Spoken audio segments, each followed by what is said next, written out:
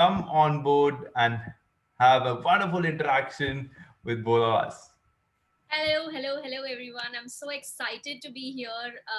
Thank you, Yash, for that wonderful introduction and letting me come to this show, inviting me on it. I'm super excited to meet all the Empowerment Talks viewers here. So, super excited. I want to see if anybody's responded. There are like 27 people on board.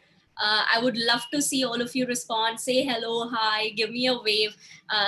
We are on screen now. We can't see each other physically, but at least we can interact. Hello to Madhusmita. Okay, so I will quickly jump into the Q&A round as we're going to be having some interesting conversations, and I would appreciate people to go into the chat box and let let the conversation going. It's going to be fun. It's going to be engaging, and we are Yeah. pretty sure you're going to get a lot of insights about the behind the scenes of what happens on the show when she goes onto the stage and what happens into her when she goes on that stage. Because for us it may look about all glamour and all, but what it actually is, we're gonna be looking it right now. My first question to you, and it's about the public speaking thing. So where exactly did this public speaking thing came into your life? When did actually you, now you are Khyati Kava that everybody knows, but when was the first seed born into to go beyond the stage and do the things for the community So, and for yourself? Yash, honestly, I can't even remember the first time that I went up on stage. Like it was that young. I have always been a stage person since I was a kid. I used to dance, sing, act, debate, elocution. I don't know what all I've done in my school days on stage, like almost everything that was possible to do. But my first commercial gig, I think, happened sometime when I was in my high school. And it happened by chance, like any college kid. I was looking at avenues where I could earn some extra bucks, and just for pocket money's sake, and so that I could do the things that I wanted to do with my friends. And that's when I stumbled upon events. Some of my friends were doing some event, and they told us we could go to a meeting and maybe find out if we could be a part of it. And that's accidentally just how I got into events. And but I would like to tell that I did not get my first gig as an anchor. I was there as somebody who had to just go and talk to people in person. You may know them as promoters, hostesses, product promoter, etc. And in my third event itself, why the anchor didn't turn up, very typical story. And the event manager asked that we were four promoters there, and they said, could any one of you do it? And because I had done this in school and college a little bit, I said, I would like to give it a shot, because I was not scared of stage and I was not scared of speaking on the mic. So I said, let me just give it a shot. And that's how it began. I did a good job. They said, okay, come back tomorrow also and you will host. And my paycheck immediately doubled. I was getting 500 bucks. This is like 10 years back. So I Wow. was getting 500 bucks, and immediately my pay was doubled to 1,000 rupees a day. So it was quite, interesting for me as a 17, 18-year-old kid to just grab onto the opportunity and kind of do what I like doing. So that's how it started. So I want to take you back onto that moment when it actually started. So when you started it, it was somewhere you knew that, so I want to relate it to a lot of people in audience because this was something that you thought that this is my passion is all about. And Yeah. what is that first spark that goes in, oh my God, this is what I love doing and I'm doing it right now in front. And it's becoming a commercial gig now. So what was that one moment there where the shift happens? Because a lot of people who are working on their passion, their first paycheck through the passion is what makes that difference, right? Yeah. So, I mean, some people know immediately what their passion is and what they're driven towards. But so for some people like me, it actually is a journey where I had no clue that I would want to become an anchor. Like when I was a kid and when I was taking all these aptitude IQ tests at school to know which, stream of education should I get into, arts, commerce, or science. And all those times my aspirations were pretty different. Like it kept changing and evolving for me, at least personally. I want to just quickly ask people also, first say hello to Shoaib, Manish, Anand, Nada, Swati. Thank you for responding, guys. I really appreciate it. I want to know from you guys, what are your first memories of what you wanted to be when you grew up? Like, I wanted to be a computer engineer. Okay. Nobody would believe, nobody would believe me, because when I was growing up in the 90s, computers were just a new thing that we were getting to know, and we were learning some new stuff on computer. So it was so exciting and fascinating for me that I thought I would want to be a computer engineer, not knowing what the job entails. And it evolved to becoming a air hostess, to a dancer because I love dancing, to becoming an actor because I used to participate a lot in theater, uh, to something that I did not know. And when I chose my career options, even while doing events, I had never thought that I would take anchoring as my full-time job. I was studying mass media, so I was thinking I may go to an ad agency, I would do something on those lines. I was always very fascinated by cinema, so I was doing some auditions. I was, being part of some small time ads or TVCs and stuff like that. But um, getting to know that stage was where my passion lied was a journey for me. And as I can see, some of them writing doctor, surgeon, I wanted to be a sweet seller, banker. And all those who've actually responded, I want to know from you guys that what are you doing now, currently? And is it aligned to your passion? That's something that I actually want to know. So for me, anchoring became a passion project only when I stopped studying. Because until I was studying, there was just way too many options on things that I could do. I could become a marketeer. I could become an advertise ad agency person. I could become a PR professional. There were just way too many options for me to zero down on. And I think it was somewhere between my graduation and post graduation phase where I took like a year break. I did a job in a PR firm, and that is when it finally hit me that I cannot do a desk job.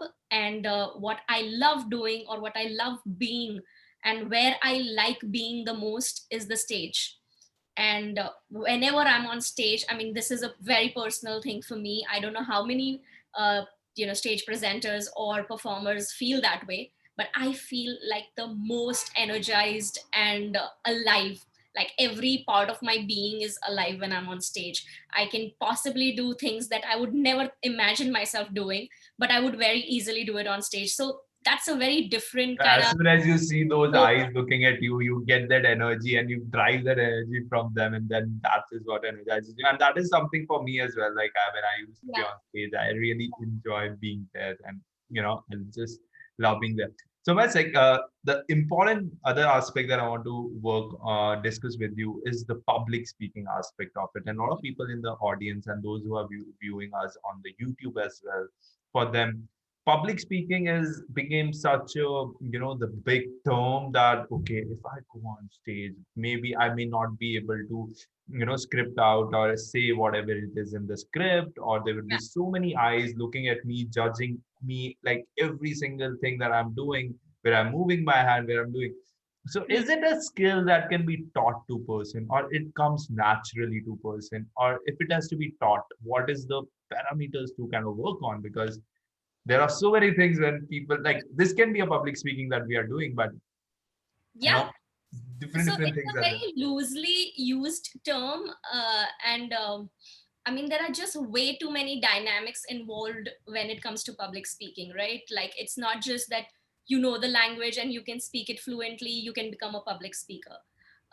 You need to understand, to be able to gauge your audiences, and be able to deliver the message in the way that they would understand. If I start talking in a Mumbai slang to people who are watching me from Dubai and other parts of the world, they may not understand it at all. So I need to know that. Also, apart from just the language, you need to know your body language. You need to take care of your eye contact. I know I'm looking directly at the camera while I can't see how I'm looking right now on the screen, but I have to do that so that I can connect with all of you Yeah. looking right into your eyes, right? So those smaller things are so very important, like starting from your pronunciation, diction, to your body language, to your eye contact, smile, how your hand gestures are, what, which part of the stage are you standing on? If you're in a one-on-one meeting, are you being extremely, rigid or stiff, which doesn't work in a one-on-one meeting. If I'm going to do this with you guys, I have to be more interactive, otherwise it won't work. So, I mean, there are just too many nuances to public speaking. So, I am not very sure if I can pinpoint one aspect that you can learn, but it is a very long and gradual, satisfying journey to say. You can start from one skill that you may think that you need, improvement on, or you need to make it better. You can start from maybe simple as language. You want to learn the right pronunciations, the diction of language, even accents. A lot of people take accent training, and then moving on to maybe body language. If you think you don't come across as a confident speaker, take actually take opinions from your friends and family, present something to them and see if they think that you are slouching, or Now, I would just like to stop you there because you mentioned a very important term that I want to get. So, from friends and families. yeah. Now, this is the term where when actually a kid or an adult, when you go on performing and when you have your friends and families in the crowd. So this Ah, is how does this thing happen? Because those people, they know you very much from the beginning, right? They have seen you, they know every sort of bloopers, they know everything about you, and then yeah. you go about presenting to those people. Especially for me, it's very difficult to present in front of my family. So how does it work with you? And It doesn't work for me either, but yeah, I can show them recordings of me. I oh, I can't do it live with them. That's a problem that I face as well. Like, if it is my closest set of friends and they say, "Oh, you host games and stuff so much on your events. Why don't you host this party?" And I'm like, I can't do that. I mean, I know you guys. You know me too well. So it becomes a very different equation over there. But yes, I do show them my recordings and ask for constructive feedback. Whether am I lisping anywhere? Have I pronounced any word wrong? Am I looking confident? Am I looking presentable? I mean, grooming and etiquettes are some things that are not really spoken about when it comes to public speaking, but I think it is so very important to know the right way to dress in a particular space. Every space has some ambience to it, some kind of aesthetic detailing to it. And if you don't dress according to that, it may just kind of ruin the entire feel and look of the space. And you being part of it will actually ruin it as well. So be sure of dressing right, presenting yourself correctly. And before Yash, we go ahead, I want to just actually quickly yeah. pinpoint on the responses we received. Thank you, everybody, for responding. So, some of you are aligned to what you wanted to do, while some of you have completely moved to a different space. So, I just want to know, are you happy where you are? Like, I was so sure that at one point of my life that I wanted to be a dancer. I love dancing so much, and sometimes even now I kind of get back to that dream of mine and like, should I have been a dancer? Should I have pursued that more? But then when I walk up on stage, I know I made the right decision, and being here where I am. Now, understanding just a bit deeper, I would dwell into that topic of public speaking, because as a public speaker myself, I look for a lot of validation from my audience when I go and perform on the stage. Validation in the terms of if I have cracked a joke or if there is some sort of a subtle humor involved, is the audience responsive? Is the audience are with me or not? And those validations kind of boost my performance or kind of take my performance somewhat down.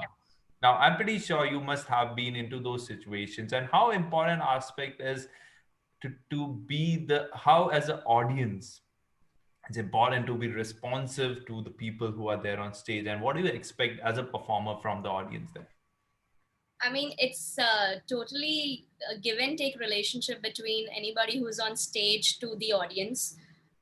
We feed off the energy from the audience, while the audience also feeds off from our energy. So while we take up energy from maybe multifold of people, we have to be able to deliver that kind of energy to as many of them as well. So first things first, I feel is that you need to energize yourself before the event, which is something that I actually practice and also invite people to do so, is to preserve your energy. Know when to switch on and off energy. You can't be extremely excited and loud and happy and crazy all the time, right? You need to know when to switch it off when you're backstage. Preserve that energy, and when you go back out on stage, be able to throw out that energy to your audiences as well.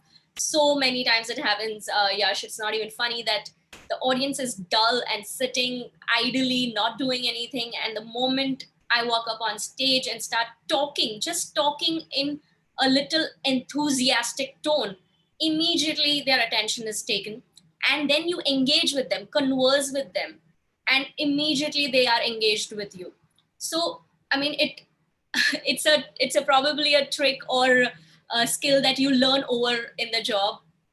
It's been 10 years for me, so I guess it's gotten a little easy, but it's something that I think all of us should practice, even when it is not stage, when it is not way too many people in front of you. In fact, at this stage, I would say after 10 years, it's easier for me to do events with larger audiences than smaller audiences now, because now I have gotten used to that format. But if I have to go back to having like 10, 20 people around me and doing something, I will feel a little conscious, because I know that each and every person is looking at me, while in a larger audience it becomes a very different scenario. Now, how do you go on and captivate is there some tricks that or tips that you can share with the people who are there, like one or two, that this is for sure gonna work, this is what I used to do, and this is how I've changed doing it through being my experience. And like somebody in a corporate setting, imagine like five or six people on a table and they are busy looking at their phones or something like that. And how do you go about It's the most simplest and the most used trick also, and it always works. Is to just pinpoint that person. Like, that's what I do. I make a Oh, joke out of it. wow, wow, wow. I make a joke out of it that, all those who are watching your phones are the ones who are going to play the next game with me on stage. And immediately everybody will, start looking up and start putting their phones down, because then, oh my God, I have to go on stage now. So, I mean, pinpointing or picking on the people who are not paying attention is my favorite kind of trick, because immediately I grab their attention, immediately they are engaged, and then everybody else around them also starts being involved in the conversation, because they see, oh, this guy is picked on right now. So it's a fun activity also. So I think that's just one of the tricks that I use. Second is to be a storyteller.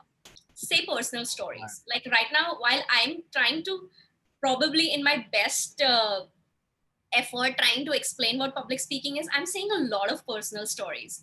And probably that's how you connect with me.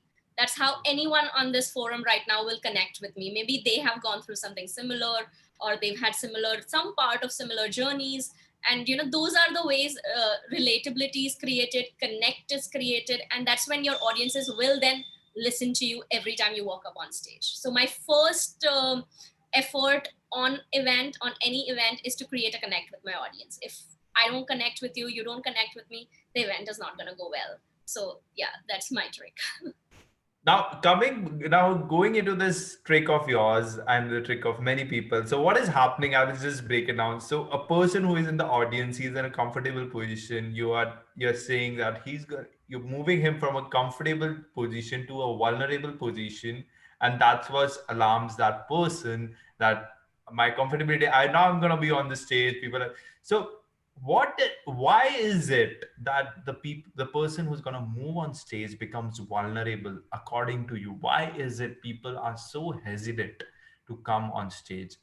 What is the two or three things that make them hesitant to come on stage? And you have worked with masters, so you can just tell us the general trend, that this is what people are concerned of when you call them on stage.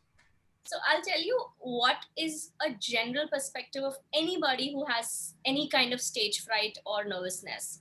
Yeah. So, first being, it's not the stage that scares them, it's the audiences that make them nervous, because you're not used to having eyeballs over you, at least so many at one time. And that makes you feel vulnerable. That makes you feel that even a slightest of wrong move will be caught by someone, at least, because there are so many out there in front of you watching you So carefully. it's the judgment of the audience, right? Yeah. So that is a bigger fright than stage. Stage से किसी को डर नहीं लगता. Nobody is scared of the stage. Everybody loves spotlight. Everybody likes being on stage. अगर opportunity मिले और अच्छे से, sorry, I'm speaking in Hindi. I'm sorry. If the opportunity strikes and they are comfortable in that environment. So when I pick on somebody, like I was giving you the example of, I don't make them feel uncomfortable. When I say that I pick on them, is to give them that spotlight and start that conversation. Once I start the conversation, the people around them are involved. So everybody kind of connects with each other as well, apart from just me. They start becoming a family, like a whole, while in the event. So they all are now becoming a little pally with each other. Everybody's trying to move towards either making a joke or having some fun or doing an activity together. So it's a very, it creates an amazing camaraderie. So nervousness on stage, again, let me think about it. What makes anybody nervous? So I Is want to understand from is the the audience as well. unpreparedness, I want to Yash. go into the audience and I want to get from the chat box, like the question that I popped up to Khyati right now, that what is that one thing that is the difference between the comfortable position and the vulnerable position? What stops you to go on stage? So one of the things is a judgment from the other people who is gonna be. What is the other thing? So do let the chat box running and let us know. So Absolutely. Please tell us. So one of the other things I want to tell you guys is that unpreparedness. That is generally the fright of people. Okay, what will we go up and do? I am not prepared for this. I don't know what to do. So, I'm just gonna look like a fool. Another way. Anxiousness, nervousness. Okay, why but? Why do you feel anxious? I think anxiousness is more about the things that you're feeling that you're going to be doing, what's going to happen in the future about. Like, if I'm walking towards the stage, that's where I'm anxious. When I'm on stage, I'm nervous. So it's It's like, inferiority complex. So somebody said, Paki Passion, sorry, I don't know your name, says inferiority complex. And that is actually the biggest fear. That is the fear that you may look like a fool. You may feel small. So, anxiety regarding being judged, curiosity to present an idea. Okay. Yeah. So, I mean, those are just some of the things. Yeah. I mean, some people also are a little socially shy. So, there are just way too many dynamics in this as well. And my job, or any public speaker, host, anchor, moderator's job, is to make sure that they make them feel comfortable so that they don't become anxious. They don't start sweating just because they have to get on stage. They find it fun. They find it like something they would do with a community that they know, and have fun. Yeah. now, and so you have had interviews with a lot of celebrities, with a lot of like Virat Kohli, Ayushman, and recently you had a chance to have interview with Narendra Modi as well, if I'm not Oh, I wrong. did interview him. I hosted a show last year December, where it was the 75th year of the first day, the 75th anniversary of the day when the very first time the tricolor flag was hoisted. That was before independence as well, and it had happened in the islands of Andaman Nicobar at Port Blair. So, so it was a very big, momentous event where our Honorable Prime Minister Narendra Modi was also going to be present, and it was happening in the stadium with over 20,000 people, and I was fortunate to get a part to play on the cultural stage. So yeah, sorry. So when you go about meeting those celebrities, when you go about meeting and having moderation rounds or every conversation with those celebrities, now what exactly goes into your mind right then and there? Like, is it something that, obviously it's for the audience that you're going to be doing it, but there is a lot of prep work that you go through before you go about interview. So take us through that moment of preparing something. Okay. So I want to just get clarity on the question if I'm getting it right. You want to know about Yeah. celebrity interviews, right? Yeah. Okay. So starting off with is to be impartial and not be a complete fanboy or a fangirl. To look at it very, very objectively as it's a job and they are people as we are. So, no, actually taking away that part of your fanboy craziness. And second thing is to start by preparing on things that you would want to know about the person as an audience. What would I want to know about Ranveer Singh? Or what would I want to know about Kajol? Now she's doing a comeback. Is there anxiety? Is she feeling nervous? What are the feelings, humane elements of the star? So that's where I think audiences also connect with them better. And those are the things that are generally not spoken of. So I would like to ask questions which are not asked by media in general. I don't want to ask when are you getting married. I don't want to ask when are you want to have kids. Those are the questions that the media asks all the very time. So what is that media is not asking? What is it that the audience wants to know? And what is it that I can find out with my own research and preparing for the interview about the celebrity? Certain hidden facts about them. Can I ask them that? I have to check with their PR person. I have to check with the brand if a brand is involved in that interview.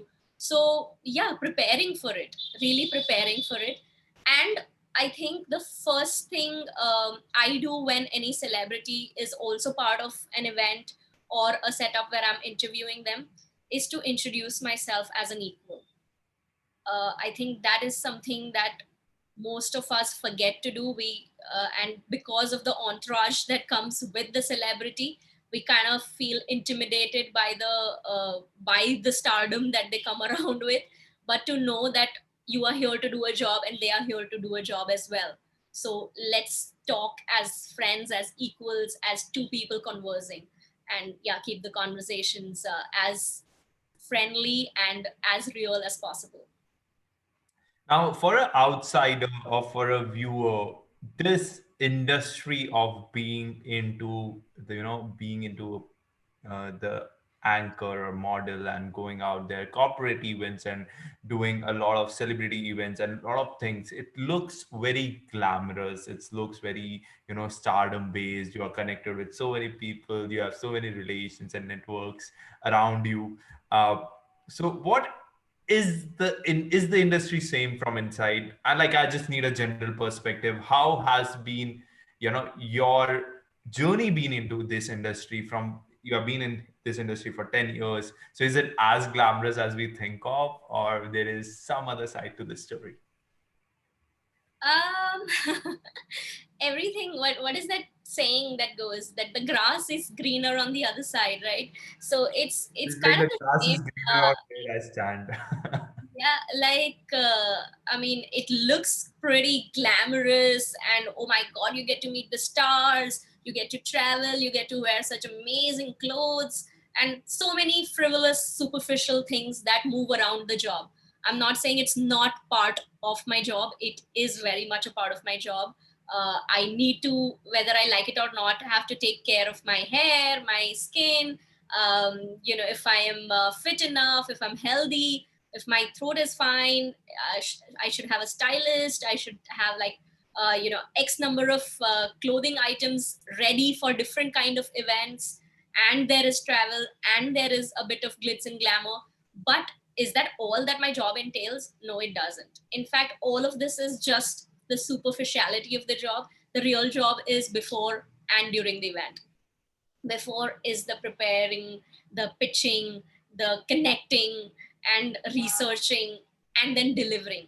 And I mean, anybody who's part of any kind of showbiz knows that you are as good as your last show. So you have to consistently keep delivering good work. So whether it is a film fair event that I host, or whether it is a political event, or a corporate event for, let's say, a BMW, I have to be sure that I match their criteria. I can't be my own hero over there. I can't say, oh no, I'm gonna just speak to everybody like a friend and, you know, just connect with them and not care what the brand values are.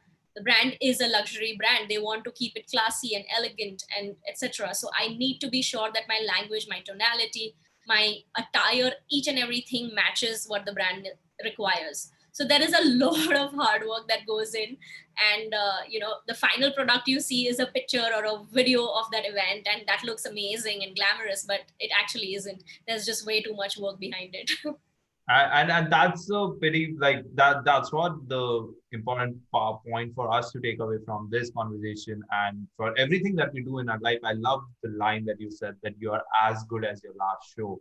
So you have to be consistent with your actions with, and you have to kind of improve it on so that you get to have that stand in the industry, and which works so much on your references and the networks and the shows that we have Absolutely. spoken Yeah. about in the just drilling a bit deeper on your personal story. So I'm pretty sure that 10 years into this industry, I'm pretty this, it was have been a roller coaster ride. And Wow.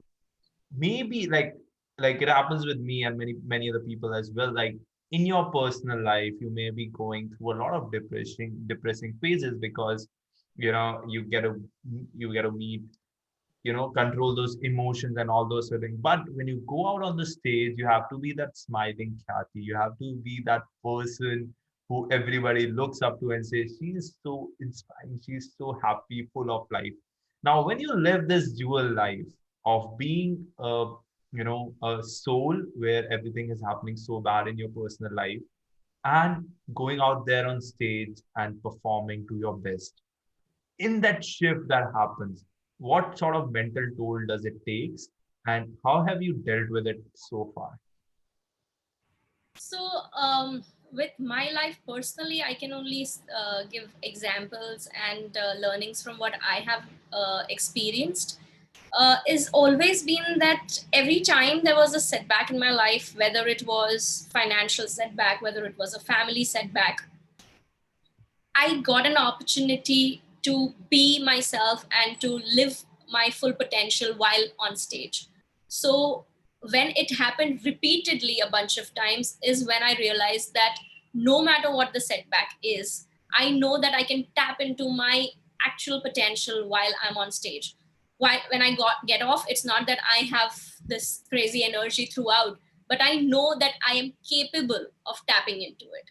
Every time I step up on stage, I know that I can get into the flow, the ikigai, and everything that people talk about is basically feeling completely in sync with what you're doing and forgetting the rest of the world. Like that is the meditative flow that we talk about, right? And that's what I have experienced way too many times while being on stage. So I know for sure that no matter what setback comes into my life, when I step up on stage, I can tap into it. So that has worked for me. But at the same time, I do not suggest or advise anybody going through any kind of setback in their life, whether personal, professional, or anything else, is to avoid it completely. Like it can become a addiction, a habit, where you know that you can be this crazy amazing self of yours which you think you are on stage, and you want to just keep being that and forget about the actual emotions that you're feeling. So I would not suggest that. Please, when you find time, take that time out to really be with your emotions, feel it completely, let it go, and then move on. And that's a very beautiful point that you just mentioned, that what we do is we hide all our feelings below the carpet, that one, you just park them there, but they are actually meant to be there, and you have to Yeah, kind of figure out because being on stage and getting that admiration is addictive.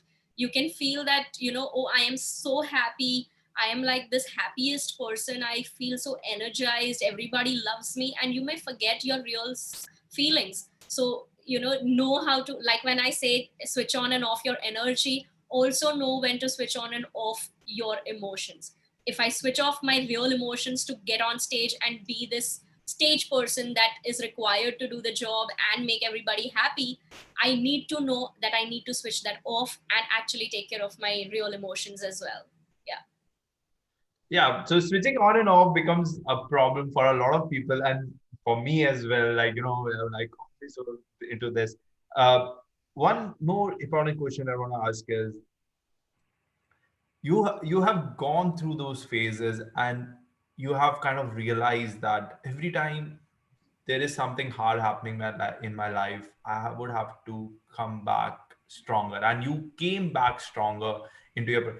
Now, what do you think about the future thing? Like, so is the problems that are going to be coming in the future, you kind of have that confidence and instilled into you that that emotional strongness you have, that whatever happens, I've gone through a lot in the past, and future is something, if there's a problem, I know it's there to make me strong. Yeah, I mean, I think with age that maturity does come in for most people. What I have realized is that I'm not sure how many of you have really had a chance or ever had a setback like parents separating or somebody really close to you passing away. And those emotions are really really strong emotions. They don't go away within a month or a True, year. true. That's why I wanted to, tap onto this, because Yeah, though a lot of people in the audience may not be the stage person, but they can actually relate it to in their work life as well. Like when right. they are having that 9 to 5 slot, how to deal with, because that's their performance stage. That's where they have to perform, and whatever the happening is personal life. So just to be Yeah. related to the audience. Uh, sure. I think it's really important to have really trustworthy and real friends. I mean, it's easy to say we have friends, and in this age, we have so many Facebook friends, but like your real trustworthy friends who you can talk to about your deepest dark secrets, who you can talk to about your biggest fears to the most silliest insecurities. And believe me, I'm saying it from a personal experience that having having just one or two friends also around who keep motivating you to do better, who believe in you more than you do, has really changed the way I look at things. So if you already have some of them, value them, cherish them. If you don't, maybe you can look out for those kind of people. And but also at the same time, I don't want to say go look out for them, because somebody told me once that the more you try to seek it, the more it's going to run away from you. So let it come to you naturally, organically. But I think find just a couple of people, two three of them. It can be somebody from your family also. Some of us are blessed with family who support what we do, some of us are not, right? So it could be somebody from your family, from friends, your spouse, your girlfriend, boyfriend, whoever.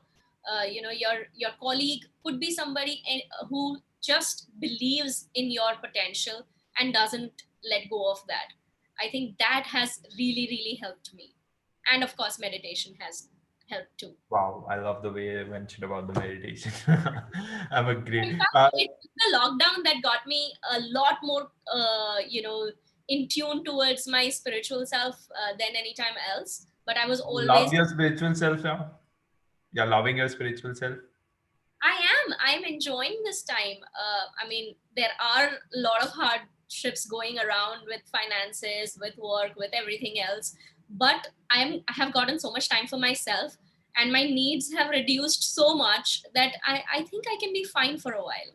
Yeah. I think that has been the new normal, like for everybody. So Yeah. just let us know into the chat box right now and to the YouTube comments that what has new normal actually got into you? Like, what is, let's explain it into one word or something. That is it, the introspection? Is it the time for yourself and whatever? Because this is the time to actually, a whole humanity has faced this. I want to take you Absolutely. to the bloopers that has happened to you on the stage. What has been the worst thing that could have happened to you on stage, where you have like 5,000, 6,000 people or whoever it is, and this thing happened, and like, oh my God, this shouldn't happen or something. Okay, so thankfully, I thank my stars that it has never happened in a really big event, like when there are like thousands of people. Just thanking my stars. In fact, actually, no, it happened once when there were 4,000 people. I'll tell you a couple of them.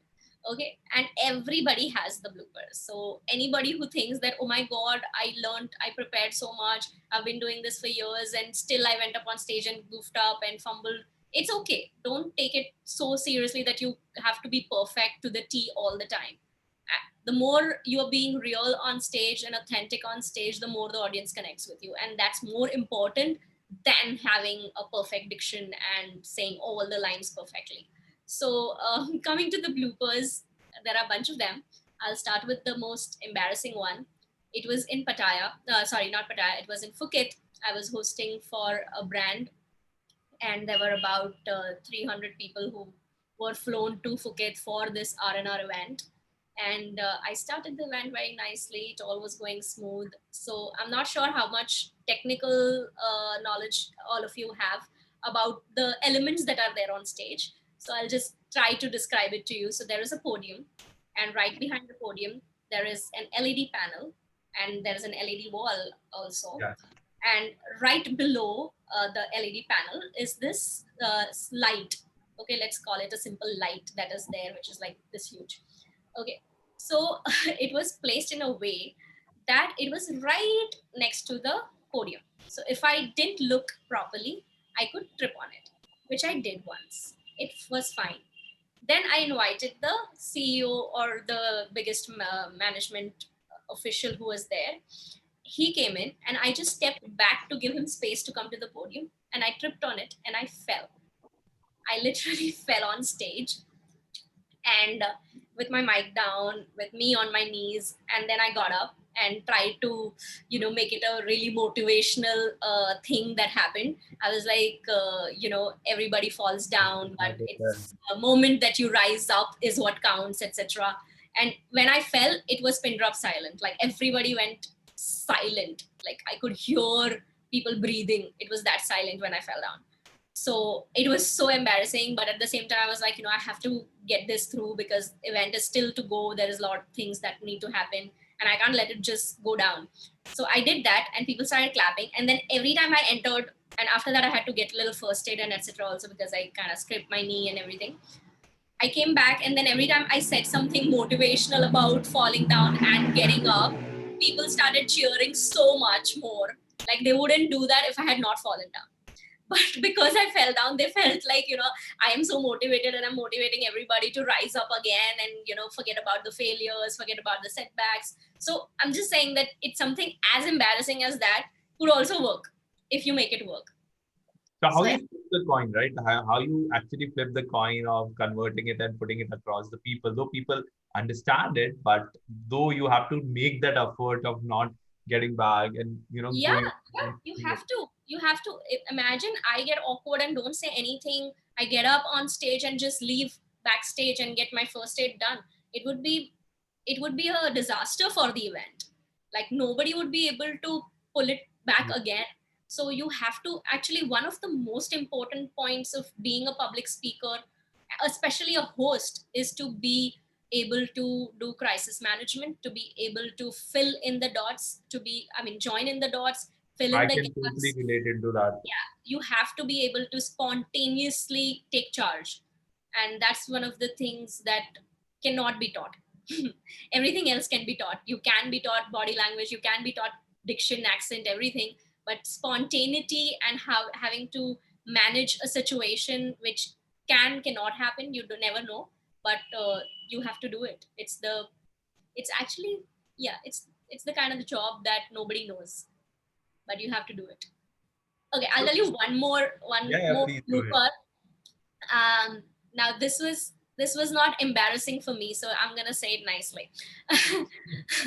So it was this time when I was hosting in Hyderabad at one of this amazing huge convention hall, which had 4,000 people there. And we have, so when there's like this large crowd, the stage is huge, there's trucks, and there are like there's going to be pyros and fireworks and all that going to happen on stage. And I was on stage, and there was a few more people with me on stage, and there was some activities that was happening, some performance that was happening, and then the pyros are basically those fires that come in on stage, were put out, and one of those flames directly dropped on my stage. And generally, I'm sure all of you know, stages are like little carpeted, right? So it fell on stage and the stage caught fire, and there Okay. are people on stage. So Okay. my first, instinctive response to that was to get those people back. Okay, you know what? Just you're on ramp, kind of come back now. Now everybody's back. Everybody on in the audience is panicking. People have come in and started extinguishing the fire that's happened on the stage. Now till then, I'm just telling on people to stay calm. It's being taken care of. We have safety precautions taken, so don't worry. That was my response to them that time. But now I have to continue the show after this disaster has happened as well. So then what do? So then you make a joke of it, and you kind of make everyone laugh and feel comfortable and make them assure them that everything is safe, nothing's going to go wrong, you are safe, everyone on the stage is also safe. So I just came back to them and said that everybody keeps talking about let's set the stage on fire, and today we just literally did. So it's a good omen. We're going to do amazing things in the event today. So something like that, you have to make something up and just go with the That's flow. so true. That's so true. Yeah. The crisis management and how do you tackle with that situation in such a manner that the audience kind of feel very much corrected, and you have to bring them back to the what was originally planned. Now, Yeah. I know it from a fact that you have started doing a lot of things in the lockdown. One of them being Hungry Sisters, that's your YouTube channel, and then conversations with Khyati, that wherein you call the MCs from all over the India to speak about how public speaking is industries and all about. And also there is a video series in future of art and sustainability, that is the article. So this has been your lockdown, what lockdown has given to. So give me as a brief about it. And also I want to give a message to the people, to the the audience whose kids want to be those somebody like you, like into the industry of mass media, into YouTube and into other things. What would you want to tell about those people? Yeah, I mean, I would love to see if there are any kids or any parents who would want their kids to be able to speak in public, be more confident. I would love to get in touch with them. So, coming back to my lockdown series, okay, I'll tell you what. So, before the lockdown, you guys won't believe that I was absolutely digitally shy. I had not ever done a live on Instagram, Facebook, YouTube, anywhere. That has Like, been pretty much story with a lot of people like me and other people. Like we have never done those things. I have done bunch of shows on stage in different countries. I've done video series for corporates, but those are scripted. Those are for somebody else. This what I started on Instagram for with conversation with Khyati was something very personal. I was gonna talk to them like me, and I had never done that directly on screen ever. I would speak about a brand, I would speak about a celebrity, I would speak about an event. I'm never speaking about me, myself, or what I do. True. So it was really, really different and weird for me when I started off. I started just to be sure that I don't go crazy, because I was so used to traveling and going places to places and connecting with so many people and constantly working, that sitting at home would become like a big issue for me, because I had not done that in years. So in fact, my mom was also kind of scared that I might go crazy. So she said, yeah, let's you know what, just do something. So I just thought of this, that while I do what I do as my job, and a lot of people kind of message you saying that we want to get into this field, what should we do, what can you help us, can you do something. So as much as I would like to try to tell them individually, I thought, why not, now that we have the time and everybody's free, start a series where people can come and talk about their journey. And these were all my friends and some seniors that I've worked with, some seniors that I look up to, were part of the series. So I said, why not let them also come and talk about their journey, because every anchor and every artist has a different style of delivering the same thing.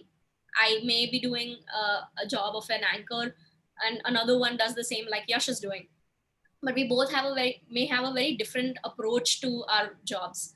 So we got, like, how many did we do? 27 episodes I did. So there were 3 seasons, 9 episodes each. and we got people coming in and giving tips on how to be a better public speaker. So in fact, what I'm trying to do now, I did that on Instagram Live. Unfortunately, only the third season is available on my IGTV. If anybody wants to go watch it, please go ahead. In that series, apart from public speaking, I've also got a lot of different artists on board. We have my friend Rishi Nanda, mythologist. He's also part of those series. And so there is even a radio jockey who's part of that. There is a voiceover artist who's part of that. So there are a lot of different kind of people who are part of that series. And so that started, and it got hectic. I'm gonna be honest with you guys, because I had never done that before, and doing it daily kind of got to me, and I'm like, I need to take a break now, otherwise I'm gonna get saturated. So I took a break from that, but then I was like, but I need to do something, otherwise my creative flow will not go anywhere and I'm gonna feel crazy. So then, okay, this is one thing that I want everybody to know and kind of probably implement it if it really works for you, is to try to do something with your closest people, or and also about a subject that at least you or the person with you is a expert in the subject matter. So I started this series, which is Keeping It Light with the Hungry Sisters, with my sister. She's my real sister, elder sister. So you were the subject matter expert, or you were the one who was? I am not the subject matter expert in Hungry Sisters. My sister is. Yeah. And she's a professional baker, chocolatier, and a chef. So we started this series because, again, we couldn't meet each other for so long. I have a 5-year-old cute nephew. We said, let's do something fun together as a family. And that's how that series began. It was not for professional work. It was not to monetize or anything, but it was a fun family project that we started, and it became a huge hit. Like most of my friends, colleagues, remote work friends know about it, because we had so much fun doing it, and it is still going on. We might do it again. And it went on for like 3 months, 3.5 months, and we would talk about food and some quick recipes, and all healthy recipes, which is a trend right now. So we would talk about only things that are vegan, which are gluten free, which are all of these things which I have no idea about, but my sister knows. So we do that, and we talk about superfoods in that. Like I had no knowledge about mushroom being a superfood, like how much medicinal benefit it has, health benefit it has. So things I was learning, and So things mushroom people is were good for learning health. along with me. So you're telling mushroom is good for health. What? Mushroom is good for health because I didn't knew. Yeah, it is good for health. It is the fungi that is good for health. So so yeah, I mean, that happened, and then I went on to dive deeper into what I really care for, apart from my job, that is anchoring. So I did that. My family, I love eating, my sister cooks, and all of that. So I said, okay, this is done. I'm doing this, I'm happy doing this, but is there something that I really, really care about and I could do something about it? Is when Article came into picture. Article is a passion project, again, because I really, really care. I mean, everyone should. I hope everyone does. It's funny to say that I really care, but I really feel really bad when something is being done wrong to the environment, or it is not taken care of. Like I would literally sit and cry if I get to know there are trees being cut down for no reason. And that was happening a lot in Mumbai with RA. So, and my brother is an environmentalist. He's a big influence on why I started caring for the nature so much. And he's an environmentalist. He's an activist for environment. He goes for these protests that happen for RA and other places, and they go for plantation drives and etc. So I said, while at home, and while the person that I am, I may not be able to do as much groundwork as my brother can do, but can I do something to create more awareness and educate people, about the environment problems, as well as the solutions that some of these brands, people are creating. And that's where we started doing this video series called Article, which is a dialogue for the future of art and sustainability, where I got people from different genres, and there are small brands, there are big brands, there are activists, there's a yoga instructor, basically talking about the 17, I'm sure some of you might know about. So UN has these sustainable development goals. There are 17 of them. So we picked on those goals and got people on board. Brands like EcoBuddy is there. There is solar energy company called ICERT is there. There are people who are taking industrial waste and creating installations out of it, like Workshop Q.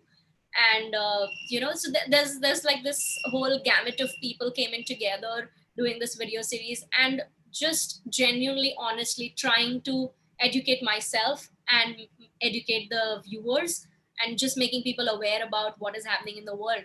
The wrapper that you pull out and eat from, how much lifelong waste that you're creating. Can you do something about it? Can you recycle it? Can you do something? So those are the kind of things that we got into, and I enjoyed the process. It is again a passion project, not something that I wanted to monetize or want to monetize anytime soon. It's just something that me and the kids who were working with me on that enjoyed as a learning process, and got and became a lot more empathetic than we were about the environment, about the people who are working towards making this world a better place. Yeah. So you did very much many things in the lockdown period. You worked on the project that was you were very much passionate about, having conversations with people, developed that family relationship, did things for the community, for the environment. So kudos and thank you for doing this for the environment. And my last question would be for you.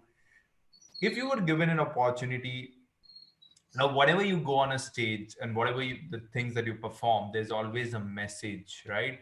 So Yeah. if you were given an opportunity, imagine yourself there, that the whole world is listening to you. What would be the three messages that you want to give to the audience? Three top things that you want to be speaking out from your mouth for the world to listen to. Interesting question. Let me think about it. So I think the first thing that is just on top of my mind is that be your true self, whether it is you know um, being your true self at work, at home.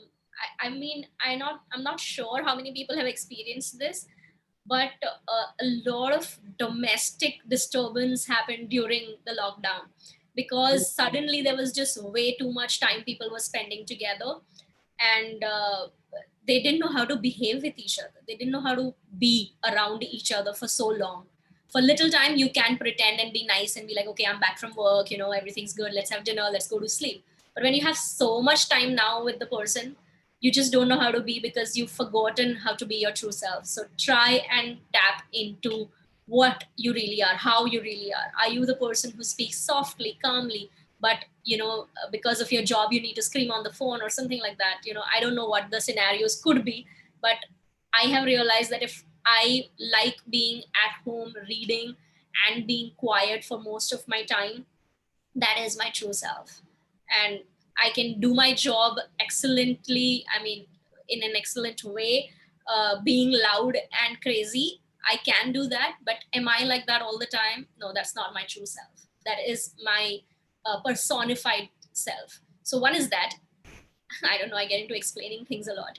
Two is I can not. so that's why I said, like, it's easier to talk about an event or brand and etc. It's very easy to do that, because you know that these are some of the things that you will talk about.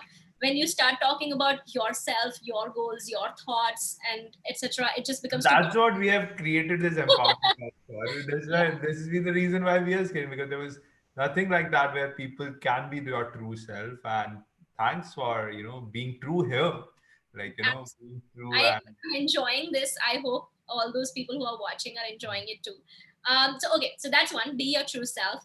Two is find what you love the most.